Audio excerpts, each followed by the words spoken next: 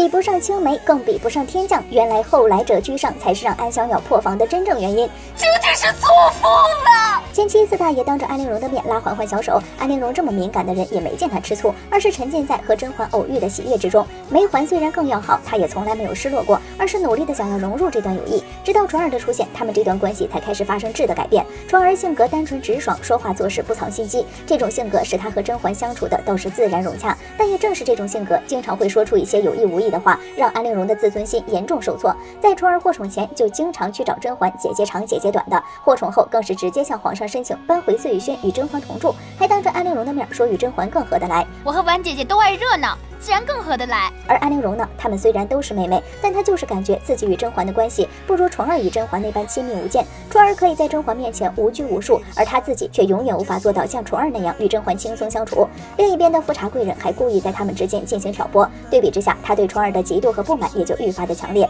再加上他本身也已经许久没有得到过皇帝的眷顾，传儿的得宠反而就显得轻松且后来者居上，这就让安陵容的心里产生了失衡。觉得自己被甄嬛忽视，本应该属于她的资源却被宠儿都抢走了，进而为她的黑化埋下了种子。后面他们三个在甄嬛宫里谈话时，因为宠儿的口无遮拦，在安陵容面前提及皇上对她和甄嬛的偏爱，竟然是直接把她绣给皇上的寝衣上面的花纹剪下来让她玩。你今天怎么老盯着朕看呢？是不是喜欢朕身上金龙出云的花样？你要是喜欢，朕就让人绞下来给你吧。安陵容本来就是一个敏感多疑的人，传儿的这句话在她看来就是在故意羞辱她，暗讽她绣的花样与宫中绣娘的手艺无差别，从而让安陵容本就自卑的内心受到更大的打击。还有甄嬛对传儿的十分疼爱，在一次早会上，皇后提到了传儿，说她还小，在长身体，要多吃饭，这样皇上才会喜欢。传儿则表示自己吃的很多，还让甄嬛去摸她的肚子证明。于是甄嬛开玩笑似的就说出了传儿上午都吃了些什么：早膳是2碗米粥3个糖包，午膳是肥鸡肥鸭，不到晚上又用了点心，晚上要不是我拦着，恐怕那整碗火腿炖肘子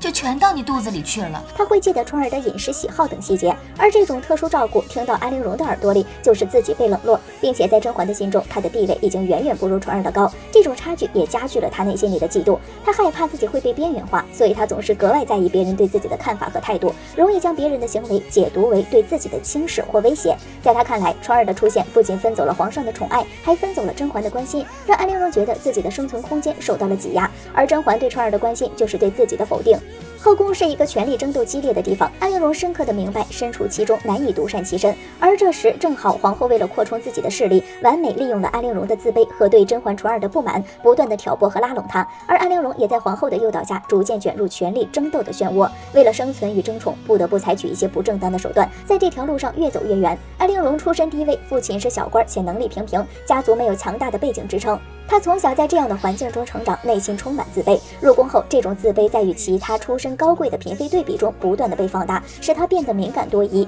别人的无心之举，在她看来可能就是对自己的轻视和侮辱，最终导致安陵容心理防线崩塌，彻底黑化。